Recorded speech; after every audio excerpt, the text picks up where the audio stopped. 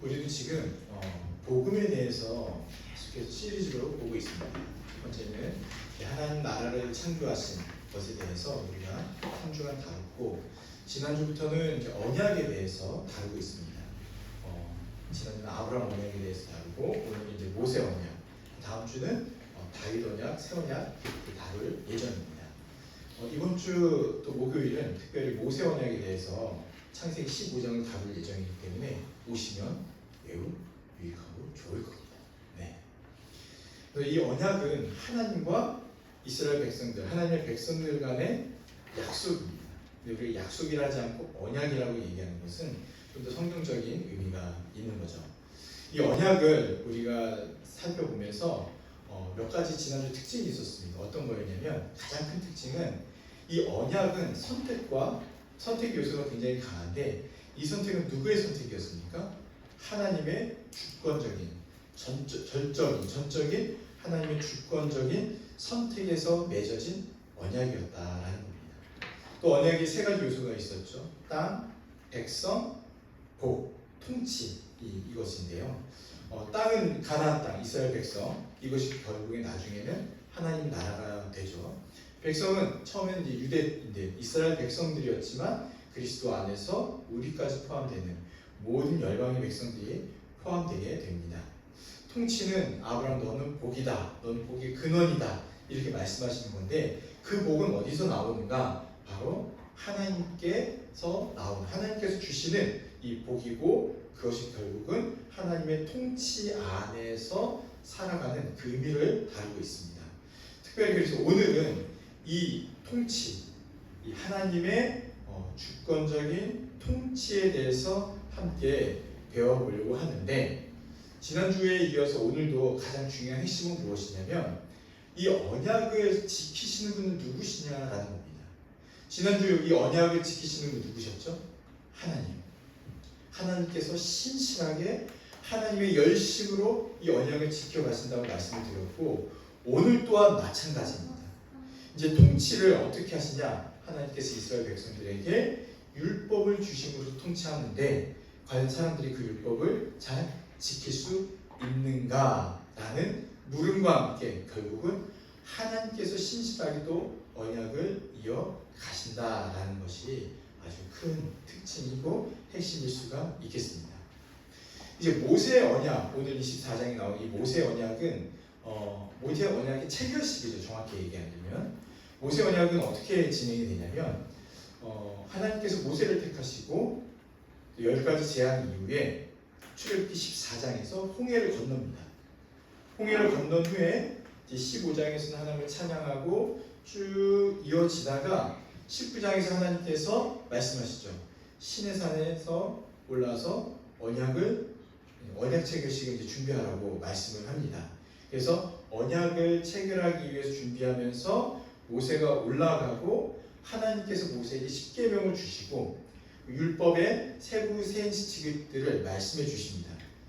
십계명을 주시고 이 십계명에 근거한 세부 시행세칙들을 모세에게 알려줍니다. 그리고 이제 모세가 내려오죠. 모세가 내려와가지고 24장 오늘 본문에서 이 언약 체결식을 진행하는데 몇 가지 독특한 점들이 나옵니다. 보시면 알겠지만 모세가 어떻게 하죠? 여호와의 말씀의 모든 율례를 백성들에게 전하죠. 그러니까 이 3절에 보니까 어떻게 해요? 모두가 한 소리로 응답합니다. 우리도 한 소리로 응답해 볼까요? 3절 뒤에 나오는 여호와께서 말씀하신, 시작. 여호와께서 말씀하신 모든 것을 우리가 준행하리이다. 아멘. 모세가 백성들에게 막 선포하니까 백성들은 정말 뜨거운 마음, 우리가 정말 여호와의 백성이구나 하는 그 뜨거운 마음을 가지고 우리보다는 한 100배 큰 소리로 우리가 다 준행하겠습니다, 이렇게 얘기했을 거예요. 근데 4절에 어떻게 나왔습니까? 모세가 여호와의 모든 말씀을 기록하고 이른 아침에 일어나 어떻게 해요? 산 아래에 제단을 쌓죠. 그리고 12지파를 대표한 12기둥을 세우고 이스라엘 자손의 청년들을 보내요. 여기서 왜 청년일까요? 이 청년은요, 그냥 우리 주은이, 주빈이 이런 청년이 아니라 이스라엘 백성을 대표하는 대표자들이에요. 그래서 출애굽할 때 나왔던 세대와 이후의 세대를 연결하는 이 연결점의 고리 역할을 하기도 하고, 아직은 제사장이 세워져 있지 않기 때문에 민족을 대표하는, 이스라엘을 대표하는 제사장의 역할하는 대표성을 띤 청년들을 이야기합니다. 그래서 그냥 젊은 청년이 아니라 이스라엘 민족을 대표하는 청년들을 보내요. 그런데 두 가지 제를 드리죠. 하나는 번제와 화목제를 드리게 합니다. 여기서 번제는요, 번제의 이 제사의 특징은 무엇이죠? 모든 것을 다 태워서 하나님께 드리는, 그러니까 온전한 헌신을 드리는 것을 의미하고요. 화목제는 제사의 일부분은 하나님께 드리고 일부분은 함께 먹고 마시면서 어떤 걸 얘기하냐면 은혜를 얘기합니다. 그러니까 함께 나누는, 우리가 하나로 하나님 앞에 나아간다라는 것을 강조해요. 그래서 번제와 화목제를 같이 드리게 합니다. 그래서 온전한 헌신과 또 민족이 하나 되어 하나님 앞에 지금 나아가고 있다는 것을 얘기하고 있죠. 6절을 보니까 또 모세가 피를 받아가지고 어떻게 하죠? 반은 양푼에 담아요. 여러 양푼에 담고 반은 제단에 뿌립니다. 그리고 양푼에 담은 피를 어떻게 합니까? 8절에 보니까 백성에게 뿌려요. 그러면서 이는 여호와께서 이 모든 말씀에 대하여 너희와 세우신 언약의 피니라, 이렇게 합니다. 반은 제단에 뿌리고 반은 백성들에게 뿌리는 겁니다. 이 피를 뿌리는 의미가 제가 좀 이따 더 설명을 하겠지만 가장 핵심은 그리스도의 속죄의 의미를 담고 있습니다. 그래서 우리가 하나님께 나아갈 수 없는 자격임에도 불구하고 하나님께 나아갈 수 있는 자격은 어디서 오냐? 피를 통한 희생이 있기 때문에, 속죄가 있기 때문에 하나님께 나아갈 수 있는 것이고, 또 이걸 백성들에게 뿌리잖아요. 왜 백성들에게 뿌릴까요? 그리스도의 속죄의 은혜가 너희들에게 있다, 너희들에게 있다, 이 의미가 있습니다. 그래서 오늘 이 모세의 언약을 살펴보면서 그 중에서도 율법이 복음과 어떤 관련이 있는가, 왜 복음을 우리가 주제로 배우는데 지금 이 모세의 언약, 그 중에서도 오늘 특별히 율법에 대해서 함께 나누는지 그것을 살펴보도록 하겠습니다. 첫 번째는 율법은 복음을 아주 선명하게 보여주는 거울입니다. 거룩한 거울. 지금 교회에 거울이 없죠. 근데 거울을 대신할 수 있는 것들이 많은 것들이 있습니다. TV를 보십시오. 우리가 보이죠. 뒤에 폴딩 도어를 보십시오. 우리가 보입니다. 근데 선명하지 않죠. 근데 율법은 어떤 거냐면, 율법을 이렇게 다 보고 있으면 우리가, 요즘 이제 4K, 저희 교회 TV가 4K거든요. 아주 선명한데 요즘은 8K까지 나왔잖아요. 더 선명한, 아주 선명해서 우리 얼굴에 그 뭐라고 그러죠? 코에 뭐 검은색 있는 걸 그건 뭐라고 하던데? 블랙헤드까지 다 보일 정도로 율법은요 아주 선명하게 우리를 보여주는 도구입니다. 여러분, 우리가 율법 앞에 쓰지 않으면 우리는 착각해요. 우리는 굉장히 괜찮은 사람이다. 근데 율법 앞에만 서면 어떻게 됩니까? 부끄러움을 감출 수가 없을 정도로 너무 부끄러움이 충만한 존재라는 걸 깨닫게 되고, 어떻게 돼요? 하나님, 어떻게 하면 좋겠습니까? 어떻게 하면 좋습니까? 어떻게 하면 좋습니까? 라고 고백하지 않을 수가 없게 만드는 겁니다. 우리 24장 3절 말씀 같이 한번 읽어보겠습니다. 시작. 네. 자, 다시 한번 3절, 주보에도 있고 성경책에도 있고, 시작. 모세가 와서 여호와의 모든 말씀과 그의 모든 율례를 백성에게 전하매 그들이 한 소리로 응답하여 이르되 여호와께서 말씀하신 모든 것을 우리가 준행하리이다. 아멘. 모세가 이제 와가지고 모든 말씀을, 또 모든 율례를 백성들에게 가르쳐 주죠. 가르쳐 줍니다. 뭐 제사법도 있고, 뭐 이렇게 도덕법도 있고, 여러 가지 법들을 쫙 가르쳐 줘요. 그러니까 이제 뭐냐면, 하나님의 백성으로서 어떻게 살아가야 될지에 대해서 율법을 통해서 기준을 제시해주고, 우리는 이제 이렇게 살아가야 됩니다라고 말씀하고 있는 거예요. 왜냐하면 내 백성이기 때문에 내 백성답게 거룩하게 살기를 바라는 하나님의 마음. 근데 단순한 마음이 아니고 이거를 구체적으로 법을 알려주신 겁니다.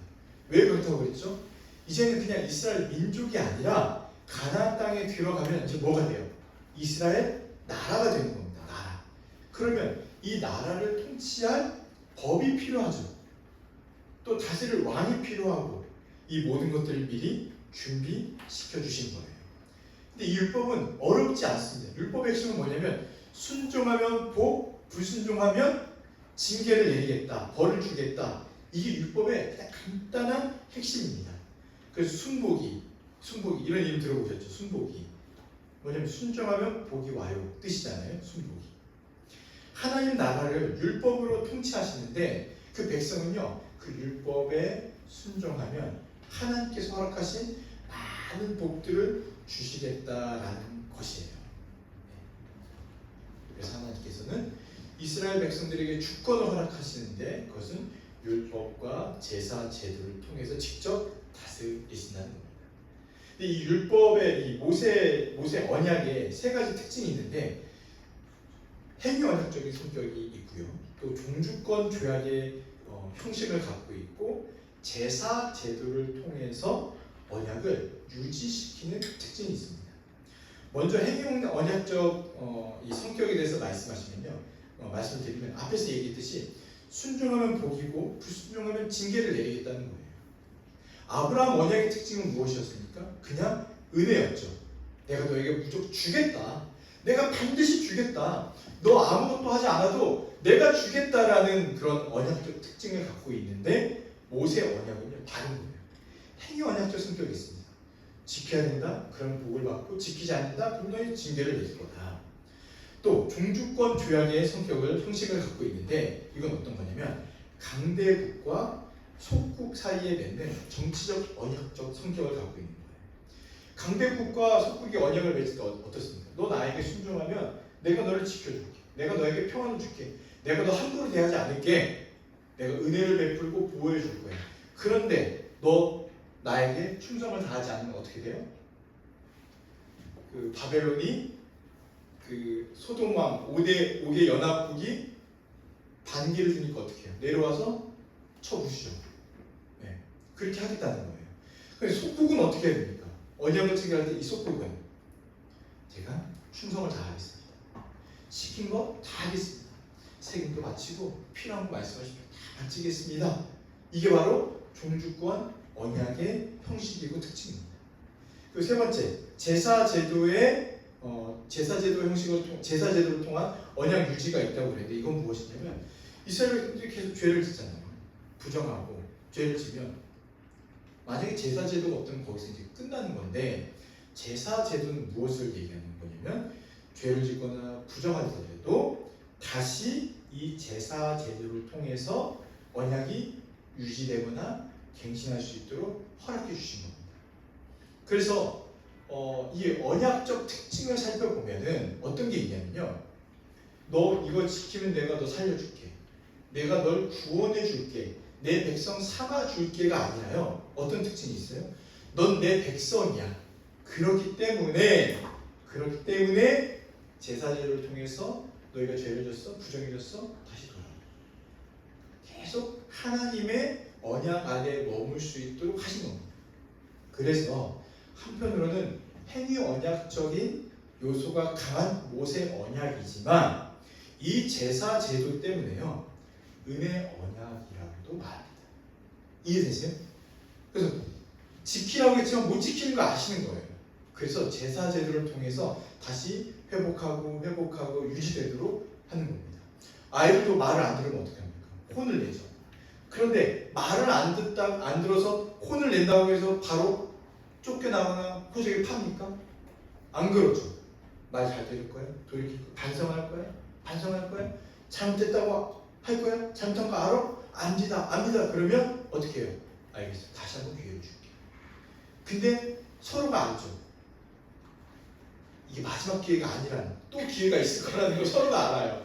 또 안 들을 거라는 거 알아요. 그런데도 계속 기회를 주고 돌이키기 하면서 가는 것이 바로 은혜 언약의 특징입니다. 이것이 바로요 이스라엘 백성과 하나님이 맺은 이 언약의 관계이고 언약의 특징입니다. 그럼 여러분, 이 언약을 누리는 복은 무엇인가요? 그러니까 특별히 모세 언약은 율법을 지키는 건데 율법을 지킴으로써 얻을 수 있는 복은 무엇일까요? 그래서 하나님은 왜 율법을 지키라고 말씀하셨을까요? 이 복은 5가지로 설명할 수가 있습니다. 힘들어? 쓰기가? 그래, 쓸 때까지 써봐. 알겠죠? 아이가 쓸 테니 써. 파이팅. 자, 좋습니다. 5가지 복인데 첫 번째는요, 하나님과 교제하는 복입니다. 이걸 다른 좀 멋진 말로 표현하면요, 임재의 복이에요. 여러분 생각해 보세요. 우리가 지금 이렇게 하나님께 나와서 예배를 드리잖아요. 하나님께 나와 예배를 드리는데 하나님이 이곳에 계시지 않아요. 그럼 우리는 왜 예배를 드리는 거예요? 쫙 멀리 정말 그 안드로메다 쫙 건너편에 계신 하나님께 예배를 드리는 것이 우리 예배가 아니라요. 하나님께서는 두세 사람이 모인 곳에 나도 그들 중에 있겠다고 말씀하셨잖아요. 그래서 우리가 드리는 이 예배 가운데 하나님은 언제나 함께 계시는 겁니다. 그런데 이스라엘 백성들 모세 언약 당시에는요 좀 달랐어요. 하나님께서 함께 하신다는 건 놀라운 은혜입니다. 실제 하나님은 이스라엘 백성들과 어떻게 광야에서 계셨죠? 낮에는 구름 기둥으로, 밤에는 불 기둥으로 계셨다가 이 언약을 체결한 이후에 비로소 하나님께서 성막을 만들라고 명하시고 30장 이후에 가서 이 성막이 이스라엘 백성에 이제 만들어지고 성막 중심으로 이스라엘 백성들이 삶을 살아가게 되는 거예요. 그래서 이스라엘 백성들은 성막을 보면서 하나님이 우리와 함께 계시다, 임재하신다라는 것을 믿음으로 고백하면 실제 하나님이 그곳 가운데 통치하시고 다스리고 복을 주셨습니다. 그런데 이제 우리는 어떻습니까? 성막 중심이 아니라 그냥 성령께서 우리와 함께 계시는 거예요. 그래서 교회는 건물이 아니라 무엇이라고 얘기해요? 우리라고 이야기하는 겁니다. 우리라고 이야기하는 거예요. 우리 안에 성령이 거하시면서 하나님의 임재복을 누리고 있죠. 두 번째는요, 평화의 복인데 샬롬입니다. 샬롬. 우리 한번 옆 사람에게 인사해 볼까요? 샬롬. 시작. 그 발음 잘 하셔야 됩니다. 살롬 아닙니다. 당신은 살롬 아니고 샬롬. 이건 뭐냐면 평안하세요, 평안하세요 이런 건데, 레위기 26장 6절에 보니까 내가 그 땅에 평화를 줄 것인지 칼이 너희의 땅에 불행하지 아니할 것이냐. 전쟁이 없다는 거예요. 전쟁. 여러분 전쟁 나면 저는 끌려갑니다. 저는 전쟁이 일어나지 않기를 바랍니다. 전쟁이 일어나면 어떻습니까? 지금 뭐 러시아 우크라이나 전쟁을 보더라도 모든 게 황폐해지고 평안이 사라지고, 어때요? 언제 포탄이 떨어질지 모르는 정말 적군이 쳐들어오면요, 우리는 이제 이 평안이라는 게 완전히 사라지는 거예요. 완전히 깨지게 되는 겁니다. 극도의 긴장감 속에서 하루하루를 살아야 되고 언제 목숨이 사라질지 모르는 그렇게 살아야 되는데, 율법을 지키는 하나님의 통치 아래 너희가 살아가면 내가 전쟁이 없게 해주겠다, 이렇게 말씀하시죠. 우리 삶에도 늘 샬롬이 있기를 바랍니다. 이 샬롬은요, 다른 사람과의 관계 속에서도의 샬롬이지만 내 안에서 나와의 샬롬도 필요한 거예요. 그게 뭐죠? 영적인 마음의 평안, 또 육체적인 평안, 이 모든 샬롬이 우리에게 임하는 것이죠. 근데 율법을 잘 지킬 때 하나님께서 샬롬을 주신다는 거예요. 이게 얼마나 큰 은혜입니까? 세 번째는요, 풍성한 공급의 복입니다. 이것은 바로 생명의 복이라고도 얘기합니다. 사람이 살려면 뭐가 필요해요? 먹고 마시는 게 필요하죠. 하나님께서 너에게 철을 따라 비를 주고 땅에 산물을 내고 밭의 나무가 열매를 맺게 하겠다, 이 복을 주시겠다는 겁니다. 여러분 에덴 동산을 한번 보세요. 눈 뜨면 먹을 거, 눈 뜨면 먹을 거, 천지예요, 천지. 그 아마 에덴 동산에서 나오는 물은 그 초정리 광천수, 그죠?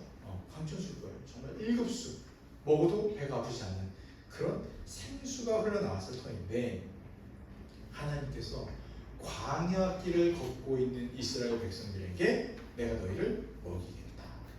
내가 너희에게 생명을 허락하겠다. 라고 말씀하신 거예요. 실제 어떤 일이 벌어집니까? 눈 뜨고 일어나면 뭐가 있어요? 이게 뭐지? 이게 뭐지? 네, 만나가 있어요. 만나의 뜻이 이게 뭐지예요? 아시죠? 이게 뭐지? 이게 뭐지? 만나. 만나의 뜻이 이게 뭐지예요? 정말 이게 뭐지? 이게 뭐지? 하얀 가루 이게 뭐지? 우리 밀가루 아니에요? 아직도 몰라요. 만나. 하나님이 부어주시는 거예요. 매일매일 부어주시는 것을 믿으라 하면서 하신 말씀이 뭐예요? 하루에 그 이상의 것을 가지지 말라 말씀하셨잖아요. 왜? 내일도 주시고 그 다음날도 주시고. 이게 만나시나요? 만나시나요? 우리도 마찬가지예요. 그래서 제가 기도하잖아요. 매일매일 부족하지 않도록 채워주시옵소서. 은혜로 허락하여 주시옵소서. 순종하는 자에게 이러한 은혜를 주시겠다는 겁니다. 때를 따라 비를 주시고, 지금 때를 따라 비를 많이 주셔가지고 그렇죠? 매 주일마다 이렇게 주시는데 오늘 감사합니다. 비가 할렐루야. 비가 와도 할렐루야예요. 모든 게 다 은혜입니다. 하나님의 공급하심을 매일매일 경험하게 하신다는 겁니다. 우리도 매일매일 이 은혜를 누리시기를 바랍니다. 네 번째는요, 번성의 복이에요. 번성의 복. 이걸 다른 말로 하면 이제 언약이 확장되어지는 것인데, 레위기 26장 9절을 보니까 내가 너희를 돌보아 너희를 번성하게 하고 너희를 창대하게 할 것이며, 하나님은요 그 백성들이 번성되어지는 것을 통해서 그분의 나라, 하나님 나라를 확장하십니다. 번성은요 하나님의 언약이 세대를 넘어 이어가는 것을 의미합니다. 지금도 우리의 세대가 우리 자녀의 세대는 내려가잖아요. 지금 이제 주은이와 주빈이가 그 중간 세대 청년들인데, 이 주빈이와 주은이를 통해서 또 다음 세대로 이어져 갈 거예요. 강희도 있고 강원이도 있고 너도 맞아. 비손이도 있고 세대가 계속 이어져 갈 것입니다.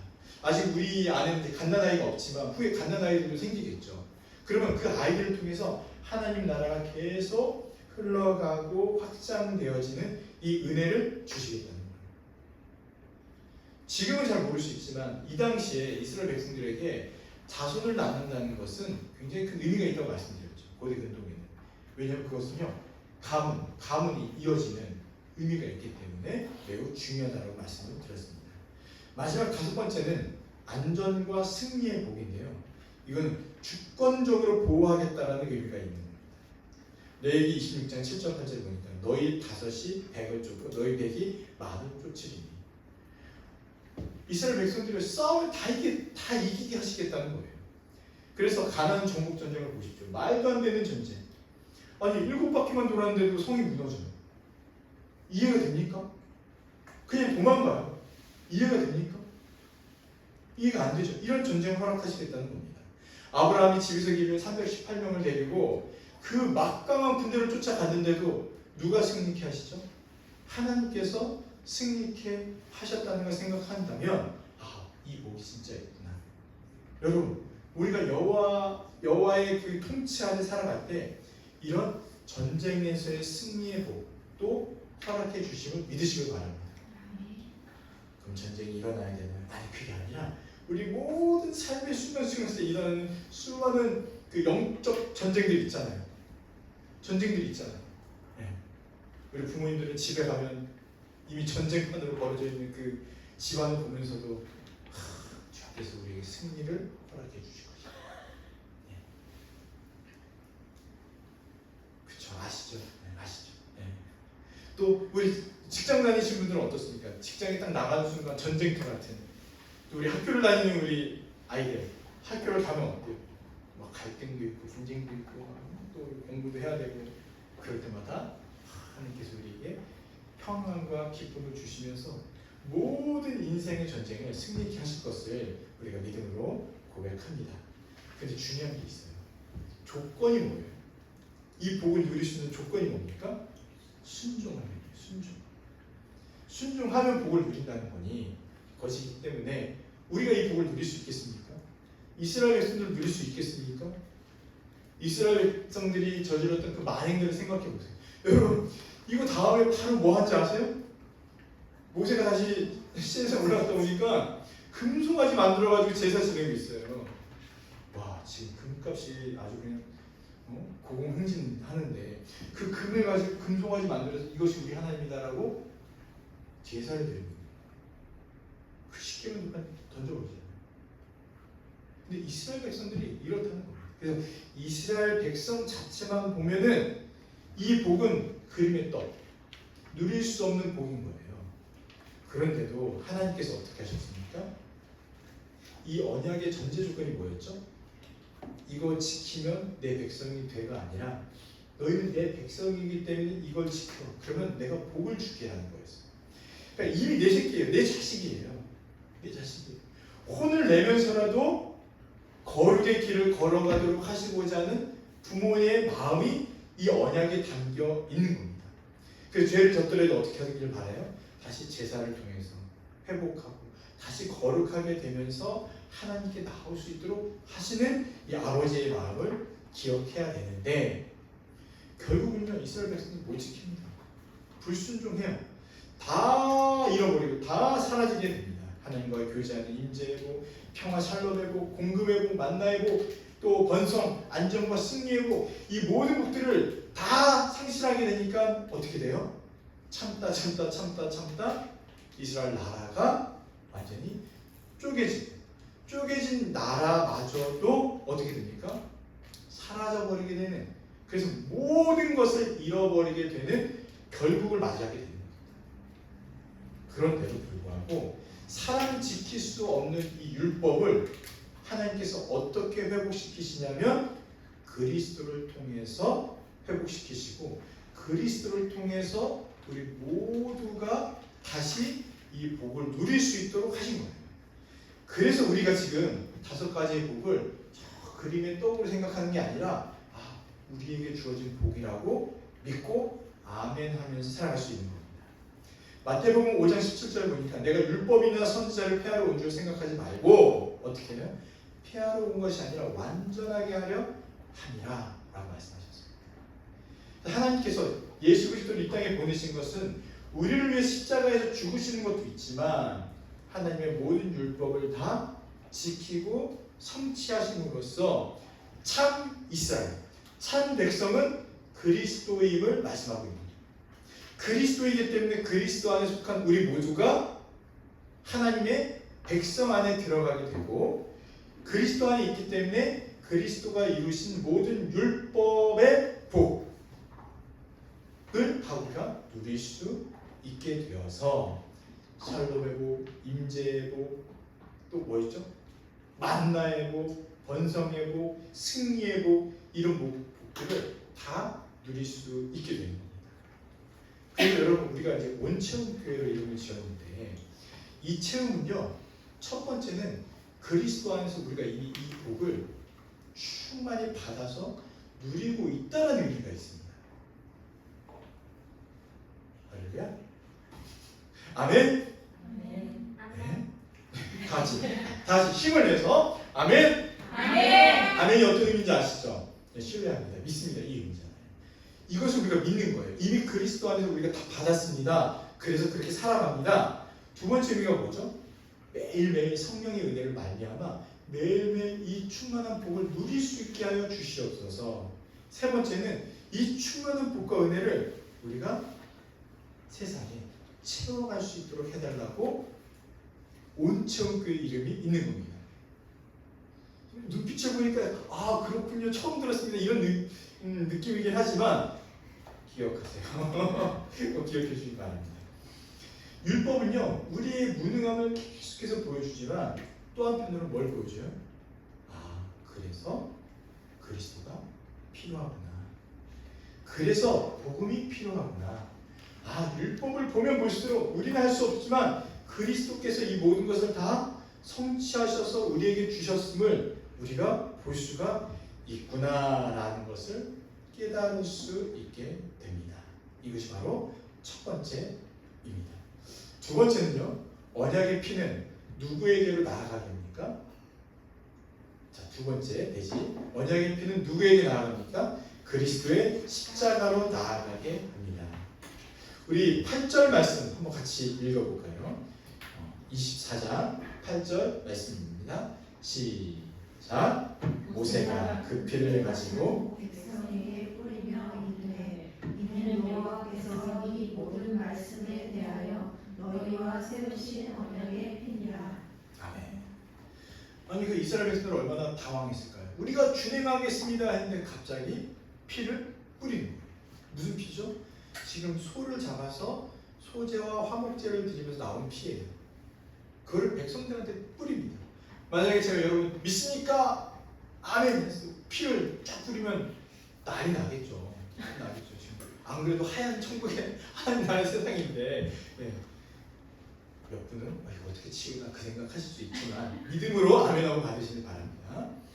피를 뿌리는데 이 모세 언약의 피가 어떤 의미를 갖고 있는지 한번 살펴보려고 합니다. 백성들이 여호와의 말씀을 우리가 준행하겠습니다 이렇게 말한 뒤에 피를 뿌리는 것은 이 언약을 확증하는 의미가 있습니다. 확증하는 의미.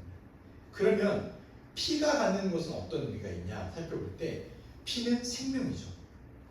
생명입니다. 그래서 번제를 반드시 피를 내고 죽이는 의미가 뭐냐면 죄값은 사망이기 때문에 죄를 대신하여 죽었습니다 라는 의미가 있는 거예요. 그리스도가 십자가에서 피를 흘리신 의미도 우리의 죄값을 대신 받아서 죽었습니다 라는 의미입니다. 반대로 피가 있으면 뭐예요? 생명이 있습니다. 생명이 있습니다. 이런 의미도 있습니다. 그래서 레위기 17장 11절에 보면 육체의 생명은 피에 있다. 내가 이 피를 너희에게 주어 제단에 뿌려 너희의 생명을 위하여 속죄하게 하였나니 생명이 피에 있으므로 피가 죄를 속하느니라 이렇게 말씀하셨습니다. 이 피는 세 가지 의미를 갖고 있습니다. 피를 뿌린 것은 첫 번째는 언약적 결속이에요. 뭐냐면 생명을 걸고 언약을 지키겠다는 서약입니다. 누가요? 하나님께서. 또 이스라엘 백성으로 생명을 걸고 이 언약을 지키는 서약의 의미가 있습니다. 그래서 백성들이 피를 뿌리죠. 제단에 피를 뿌리고 그래서 언약이 확증됐다. 도장을 찍는 거예요. 도장을 찍습니다. 도장 꽝꽝꽝. 이 언약이 이제 체결되었습니다. 꽝꽝꽝. 아브라함 언약 때는 쪼갠 짐승사를 지나갔잖아요. 어떻게 된다는 거죠? 그거는 이 언약을 지키지 않으면 짐승이 쪼개진 것처럼 반드시 죽음이 있을 것이다. 그런데 모세 언약은요 이것보다 좀 더 깊은 의미가 있습니다. 반드시 지키지 않으면 이렇게 피가 뿌려질 것이다 이 의미보다도요 한 단계 더 나아가는데 그게 뭐냐면 두 번째로 생명의 연합을 보증해 주는 거예요. 뭐냐면 이건 벌이 아니에요. 이걸 지키지 않으면 이렇게 너희 죽을 것이야 라는 그 벌의 의미가 아니라 어떤 거냐면 생명을 보증해 생명으로 연합되어졌다. 이제 하나로 묶여졌다. 하나님과 이스라엘 백성들이 하나의 공동체로 묶여졌다. 하나의 생명으로 묶여졌다라는 그 연합을 보증해 주는 겁니다. 이해되세요? 그래서 피로 맺어진 이 혈맥, 생명의 연합을 의미하기 때문에 이제는 어떻게 돼요? 너가 죽으면 누가 죽는 거예요? 내가 죽는 거예요. 내가 죽는 거예요. 너 죽어도 괜찮아. 너 망해도 괜찮은 거 아니라 너 망하는 거 안 돼. 그러니까 내가 지킬게, 보호해줄게. 이런 의미와 성격이 강한 겁니다. 그래서 창세기 15장의 아브라함 언약, 그 쪼갠 짐승 사역을 지나간 것보다 더 깊은 단계로 들어가는데 하나님과 백성이 같은 생명에 참여한다. 이 관계가 형성되고 더 깊어지는 겁니다. 이거 기억나세요? 너는 내 백성이 되고 나는 너희 하나님이 되리라. 너희는 내 백성이 되고 나는 너희 하나님이 되리라. 이 선언이 이제 확증이 되어지는 겁니다. 이것이 이제 후에 그리스도를 통해서 어떻게 적용이 우리에게 되어지냐면 그리스도와 우리는 어떤 관계예요? 한 몸이죠. 그리스도가 머리요, 교회는 그의 몸이니 해서 우리 한 몸이 되어진 겁니다. 이렇게까지 발전하고 또 한 교회로 살아가는 겁니다. 여러분 지난주에 이제 교회 기도 제목을 나눠 드렸습니다. 기도 제목을 보니까요, 기도를 하고 싶어져요. 그쵸? 그렇죠? 기도가 더 하고 싶어지고 여러분들에 대해서 좀 더 이 기도 제목의 세세한 의미를 알고 싶다는 생각도 많이 들기도 합니다. 그래서 더 기도를 해야겠다, 더 기도를 해야 되겠다. 이게 어떤 의미냐면요, 이 우리가 한 몸, 한 교회가 되어져 갔다는 거예요. 그래서 주인이가 아파요? 아프냐? 나도 아프다. 이게 되는 거예요. 이게 되는 겁니다. 네. 우리 인성자매님이 이번 주에 몸살로 이렇게 많이 고생하셨는데 제가 차마 인성자매님한테 아프냐? 이렇게 할 수 없기 때문에 그냥 우리 아파 이게 아니라 같이 아프고 같이 고난 가운데 걸어가고 한 몸과 한 가족이 되어서 살아가는 것이 바로 의미가 있습니다. 세 번째는 이제 가장 중요한 부분인데 속죄의 수단입니다. 피를 뿌리잖아요. 이게 바로 속죄의 의미가 있습니다. 피 뿌리면요, 죄 있는 백성이 거룩하신 하나님과 언약을 맺을 수 있는 조건을 마련하는 거예요. 보세요. 제단에 피를 뿌린 건 어떤 의미예요? 이스라엘 백성들이 하나님과 언약을 체결할 때 지금 어떤 상태일까요? 거룩한 상태일까요? 여전히 죄 많은 상태일까요? 여전히 죄 많은 상태예요. 이스라엘 백성들이 하나님께 나아갈 수가 없습니다. 나아가면 어떻게 돼요? 죽어야 돼요. 죽어야 되는 거예요. 그러니 피를 뿌린 건 어떤 의미가 있냐면, 하나님 지금 이들의 죄가 속해졌습니다. 속해져 있는 상태를 보여주는 거예요. 그래서 하나님과 언약을 체결해 줄 수 있는 상태. 이 피를 또 누구에게 뿌려요? 백성들에게 뿌리잖아요. 이건 어떤 의미냐면 그리스도의 은혜로, 그러니까 속죄의 은혜가 지금 있습니다라는 것을 또 보여주고 있는 겁니다. 속죄라는 말 자체가 값을 주고 되찾다, 대가를 치르다, 이런 의미가 있어요. 죄는요, 하나님 앞에 범한 죄들을 얘기하죠. 그래서 하나님께 범죄한 이 죄를 되찾다, 값을 주고 되찾다, 대가를 치러서 덮어주다, 이런 의미가 있습니다. 가려주다, 덮어주다. 여러분 속량 아세요? 속량 기억나시죠? 속량이 뭐죠? 값을 치르고 전쟁포로나 사형수에게 자유를 준 거잖아요. 같은 의미가 있는 겁니다. 그래서 덮다, 가리다. 그래서 하나님 앞에 진노를 막아주는 거예요. 레위기 16장에 보면 대속죄일이 나오는데 대속죄일의 제사장이 어떻게 해요? 속죄소에 위에 피를 뿌리죠. 그러면서 죄를 덮어줘요. 그렇게 하면서 하나님과 백성 사이의 관계를 다시금 회복시켜주는 이런 의미가 있습니다. 이것이 이제 신약에 와서는 어떤 의미가 어떻게 되냐면 화목제물 대신 우리 주 예수 그리스도. 그래서 하나님 앞에 진노를 가라앉히는 제물로서 하나님께 드려지고, 속량, 죄의 형벌로부터 자유롭게 하는 그 속량이 되셔서 우리에게 은혜를 주셨다. 우리가 이렇게 믿음으로 고백하죠. 즉, 이 모든 속죄 사역을 이야기하고 있습니다. 어떻습니까? 피는 이렇게 하나님께 나아갈 수 있게 하는 도구예요. 그래서 반드시 제사를 드릴 때 무엇이 있어야 되죠? 피를 내야 됩니다. 하나님 나아갈 피가 필요해요. 예수님께서 왜 십자가에서 죽으셨을까요? 왜 꼭 그 못을 그 나무에 달려서 못에 박히셔서 피를 흘리셔야 됐을까요? 어쩌면 우리 아이들은 이런 질문을 할 수가 있어요. 꼭 나무에 달려야 합니까? 그 요즘 더 단단한 철도 있고 플라스틱도 있고 한데 왜 꼭 나무에 달리셨어야 합니까? 왜요? 나무에 달린 자마다 저주를 받을지니라, 그 말씀을 응한 거예요. 성취하신 거예요. 왜 십자가에 달려야 합니까? 그냥 나무 판때기에 달려 죽으셔도 되지 않습니까? 왜 십자가였을까요?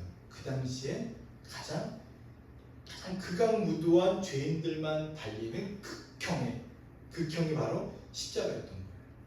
그래서 구약의 저주를 받는 것도 응하고, 그 당시에 가장 심각한 범죄자들만 달려 죽어야 되는 십자가 형틀에 달려 죽으셨는데, 아니 거기서 목매 죽일 수도 있잖아요.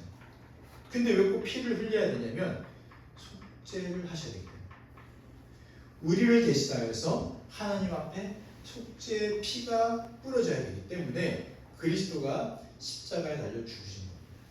그래서 칼빈, 존 오웬, 우리 전통적인 신학자들이요 다 이것을 그리스도를 보여준다라고 말해요.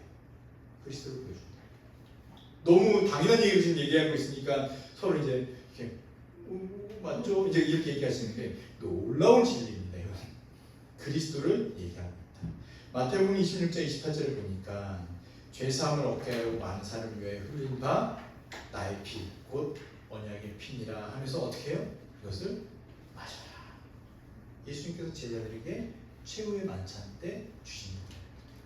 우리가 성찬을 할 때 이 잔을 들고 포도주를 마시잖아요. 포도 음료기도 하고 포도주기도 하고. 왜 이걸 마실까요? 안 마시면 안 될까요? 안 됩니다. 예수님께서 꼭 나를 기념하여 이것을 행하라고 하셨기 때문에 우리가 그것을 행하는 거거든요. 그걸 마셔야 돼요. 빵만 먹으면 안 됩니까? 안 됩니다. 같이 마셔야 돼요. 왜요? 그리스도의 피에 우리가 참여하는 거예요. 그 은혜를 누리는 겁니다. 모세가 뿌린 피는 그리스도의 보혈을 예표합니다. 그래서 그 피를 덮는 거예요. 근데 구약의 피는 어떻습니까? 모세가 뿌린 피는 임시적인 피예요. 그래서 제사를 드릴 때마다 피를 내야 되는 건데 이제는 어때요? 이제는 어떻습니까? 예수 그리스도께서 십자가에 달려 죽으심으로 영단번의 제사를 드렸다 이렇게 표현하거든요. 이제는 더 이상 피를 흘릴 필요도 뿌릴 필요도 없는 거예요. 우리는 이제 그걸 믿으면 되는 겁니다. 그래서 우리가 제사를 안 드리는 거예요. 더 이상 짐승을 잡지도 않고 피를 뿌리지도 않습니다. 단지 예수 그리스도가 그렇게 죽으셨다는 것을 믿으면 되는 겁니다. 이것이 바로 오늘 우리에게 주어진 은혜입니다. 모세의 피뿌림은 곧 그리스도의 보혈을 예표합니다. 우리를 하나님과 영원히 화목하게 그 화목 제물이 되셨던 것을 우리가 기억할 때 그리스도가 정말 우리의 언약의 중보자가 되셨구나라는 것을 믿으시길 바랍니다. 세 번째, 하나님께서 백성들의 불순종에도 신실하게 언약을 지키신 것이 복음인데, 자 7절과 8절 말씀 우리 다시 한번 읽어보겠습니다. 읽어도 될까요? 네, 찾으신 분들은 맑은 눈으로 저를 한번 봐주시기 바랍니다. 네, 좋습니다. 시작. 언약서를 가져다가 백성에게 낭독하여 듣게 하니 그들이 이르되 여호와의 모든 말씀을 우리가 준행하리이다. 모세가 그 피를 가지고 백성에게 뿌리며 이르되 이는 여호와께서 이 모든 말씀에 대하여 너희와 세우신 언약의 피니라. 아멘. 아멘. 아니 이렇게 우리가 준행하겠습니다. 아멘. 아멘. 피 뿌리니까 아멘. 아멘 했던 이스라엘 백성들이 32장을 또 금송아지 만들죠. 그뿐만이 아니에요. 나답과 아비후가요 불법적인 제사를 드리고 또 애굽으로 돌아가자 이런 고백을 하고요. 가나안에 동화되면서 그 거민들의 딸들과 결혼하고 또 우상 숭배, 가나안의 우상을 가져와서 하나님 대신 섬기고 이런 일들을 계속 벌이는 겁니다. 그래요. 말을 안 들으니까 어떻게 해요? 가나안에 들어갔는데도 약속의 땅에 들어갔는데도 말을 안 들으니까 사사를 세워서 계속해서 돌아오게 하고 회복되게 하는데 그 사사들마저도 어떻게 돼요? 나중에 타락하고 변질되어져서 어떻게 됩니까? 아주 비참한 인생을 살게 되는 거예요. 이스라엘 백성 나라가 자체가. 그러면서 하나님께서는 그래도 포기하지 않고 이스라엘 백성들 가운데 누구를 세웁니까? 마지막 사사. 그러면서 또 제사장, 선지자 이 역할을 감당하는 사무엘을 세웁니다. 그리고 이 사회를 통해서 이스라엘 백성들이 다시 회복의 은혜를 주고 한나의 눈물의 기도를 통해서 누가 나옵니까? 그렇죠. 사무엘이죠. 여러분 속나 안 속나? 제가 보려고 한 거예요. 그런데 또 롯이 아닌 룻을 통해서 누가 나오죠? 룻의 계보를 통해서 다윗이 세워지게 하는 거예요. 그러니까 보세요. 하나님은 백성들이 범죄하고 죄를 짓고 불순종하는 것을 계속 보지만 그럼에도 이스라엘 백성이라는 것을 끊어내지 않으시는 거예요. 결국에 또 누가 이뤄가십니까? 하나님께서 이뤄가시면서 사무엘을 세우고 다윗을 세우죠.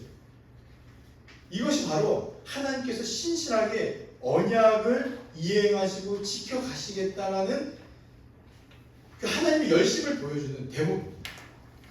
우리는 지키겠다고 하지만 계속 어떻게 해요? 못 지켜요. 지금도 마찬가지 아닙니까? 하나님 앞에 살겠습니다. 하나님 백성으로 살겠습니다. 하나님 구원해 주셔서 감사합니다라고 고백하지만 우리의 삶을 돌아보면 돌아볼수록 부끄러운 뿐이죠. 부끄러운 뿐이죠. 그러니까 누구에게 나아가야 된다고요? 그리스도에게 나아가야 돼요. 그리스도에게 나아갈 때 우리가 하나님 앞에 설 수가 있습니다. 그리고 지금 우리가 이렇게 살아갈 수 있는 이유와 결과는 누구 때문에요? 하나님의 너 때문이라고 하면 안 돼. 이거는 이렇게 해야 돼. 이렇게. 그 열심은 누구 때문이냐면 하나님의 열심 때문입니다. 하나님께서 이것들을 다 행하신 거예요. 그래서 율법이라는 하나님의 통치를 부정했음에도 불구하고 언약을 체결했기 때문에 언약 때문에 다시 하나님께 돌아가고 다시 또 돌아가고 이렇게 할 수가 있는 겁니다. 그러니 우리는 신실하신 그 하나님을 바라보면서 어떻게 해야 됩니까? 신실하신 그 하나님께 아멘 해야 돼요. 아멘이 뭐였죠? 신뢰합니다. 정말 믿습니다. 그것이 진실입니다. 진짜입니다라는 고백이잖아요. 하나님께서 믿으자 하는 게 아멘 하는 겁니다. 그리스도를 믿어라. 아멘. 그리스도만을 믿고 그리스도만을 따르고 그리스도로 살아가겠습니다. 라는 거예요. 그래도 불구하고요. 오늘날 이 언약은 이 율법은 필요할까요? 필요하지 않을까요? 필요합니다. 왜요? 율법을 볼 때마다 죄를 깨닫고 그리스도에게 하나님께 계속해서 나아가게 하기 때문이죠. 그래서 사도 바울도 율법을 초등교사라고 했습니다. 초등교사. 초등교사가 무엇입니까? 초등교사. 초등학생 때까지만 필요한 게 아니라요. 그 이제 부잣집에서 자녀를 낳으면 과외 선생님을 붙여줍니다. 그럼 이제 수사, 그 당시 학문들을 다 가르쳐, 역사, 수사 다 가르치면서 이 아이가 성장해서 혼자 설 수 있을 때까지 그 옆에서 계속 가르쳐 주는 거예요. 그래서 이 아이가 성장해서 혼자 쓰면 이 교사는 이제 필요합니까? 필요하지 않습니까? 필요하지 않는 사람을 그 당시에 초등교사라고 불렀습니다. 우리가 그리스도 안에서 잘 이렇게 자라서 어떻게 돼요? 그리스도로 구원받고 하나님의 백성이 될 때까지 초등교사 옆에서 계속 우리를 가르쳐주고 지도하고 인도하는 교사가 필요해요. 그 이제 믿음을 갖고 확증되어지면 어떻게 됩니까? 이제 그리스도만을 바라볼 수 있게 됩니다. 율법은 우리가 그리스도에게 나아가도록 인도하는 거예요. 율법을 볼 때마다 그리스도가 필요하다, 그리스도가 필요하다 이걸 보게 하는 겁니다. 최종적으로 완성되는 건 언제죠? 예수 그리스도께서 다시 오시는 그날에 이제는 율법도 다 사라지고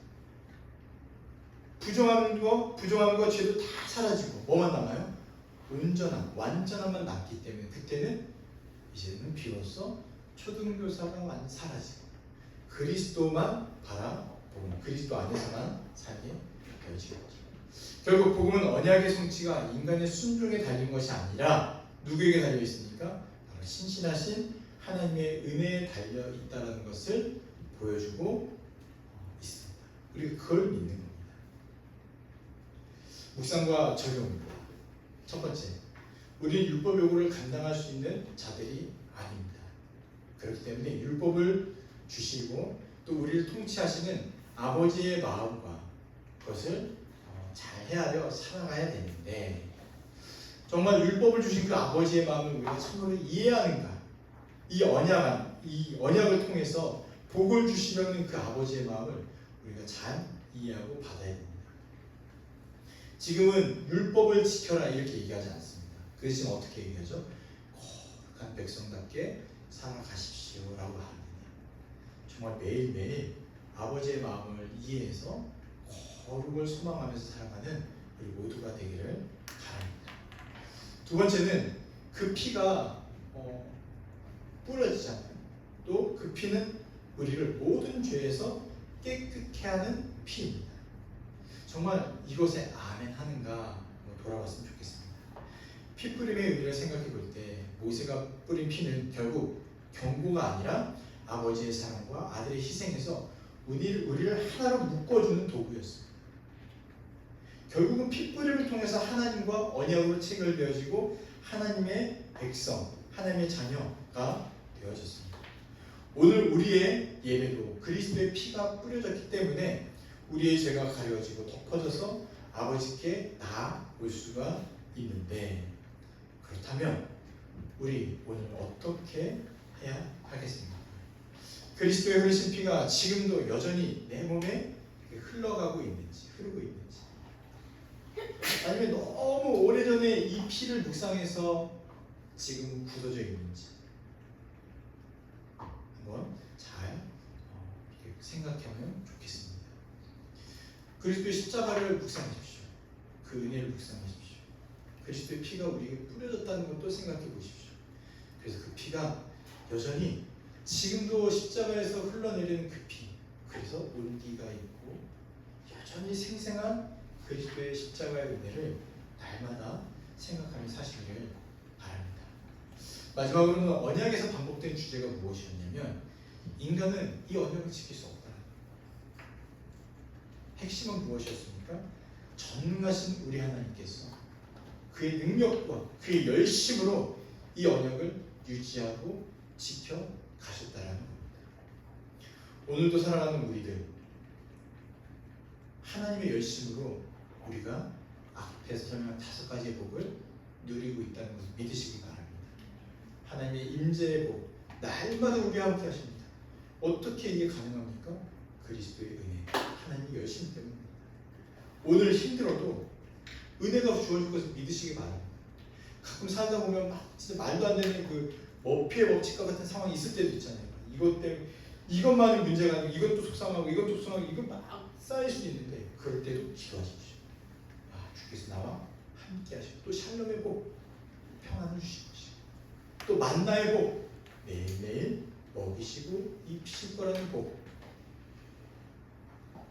혹시 만나 2배로 가져오신 분 계세요? 걱정하십시오. 내일까지 안 쓰면 다 사라지니까 나누시는 겁니다. 나누시는 거. 나눠 쓰시면 돼요. 그리고 승리의 복도 주실 것을 믿으시면서, 이미 주님께서 나에게 이런 충만한 복과 은혜를 누릴 수 있게 하셨음을 믿고 기도하고 살아가는 은혜가 우리에게 있음을 정말로 깊이 믿으시고 아멘 하시고 또 아멘 하시고 또 아멘 하시면서 함께 잘 살아가면 좋겠습니다. 기도하겠습니다.